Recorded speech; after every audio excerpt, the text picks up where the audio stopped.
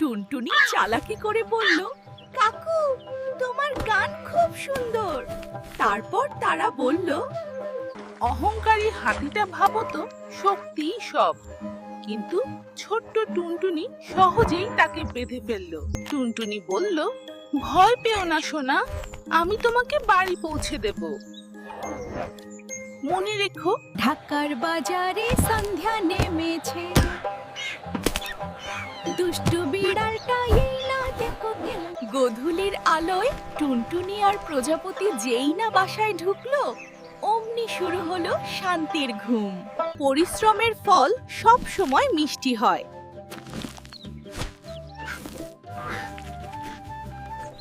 বাঘের অত্যাচারে সবাই যখন ভয় পেয়েছিল, তখন টুনি সবাইকে এক হতে বলল।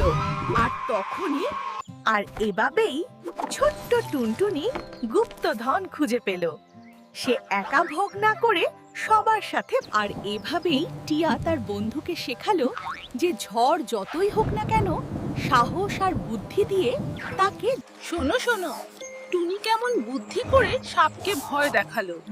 টুনি যখন তার পালক ফুলিয়ে গোলাপি হয়ে গেল, শেষ পর্যন্ত টুনটুনির কথা শুনে ওরা দুজন সব রাগ ভুলে গেল।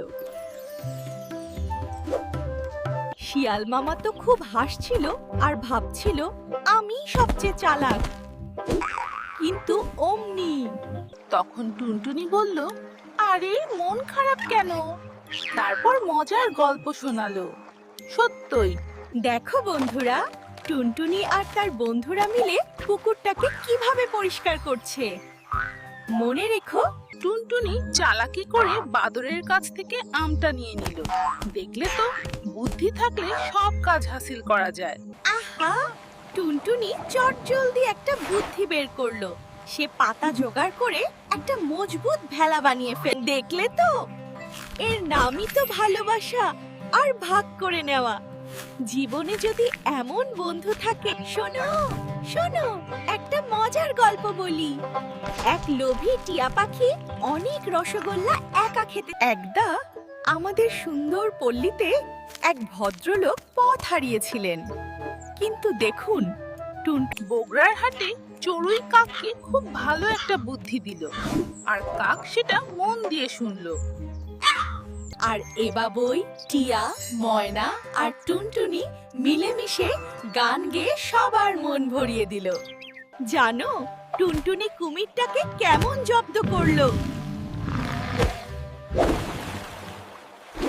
দেখো কিভাবে টুনটুনি আর পিঁপড়েরা একসাথে টিলার ঘরটা মেরামত করছে।